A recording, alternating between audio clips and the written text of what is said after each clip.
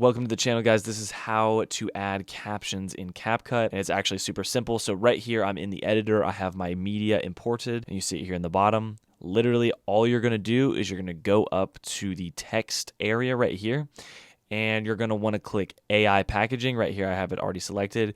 Make sure you have delete current captions if you already have captions on it, and if not, just make sure that these things are checked right here, and then click start, and right here, it'll go ahead and load.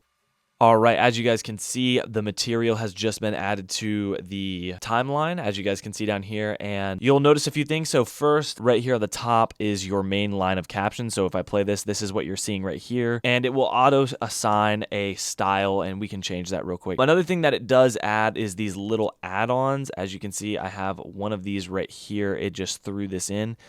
I'm going to go ahead and delete these. You guys can decide if you want to keep them in. It also adds sound effects, but all you guys need to keep if you just want to do the captions is the main line right here. Now, in order to change style on these, all you're going to do is select one of the first ones, and you're going to go over, click text, and then click templates right here.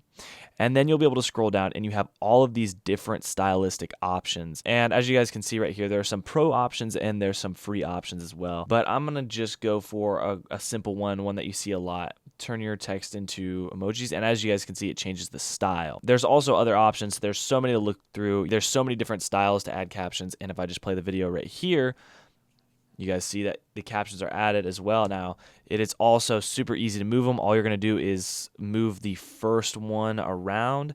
Like I said, you have the first one selected. You'll be able to move the first one around, and all of the other captions will follow suit. And that's how you add captions in CapCut. If you guys want any more other tutorials on CapCut, I have them linked right here.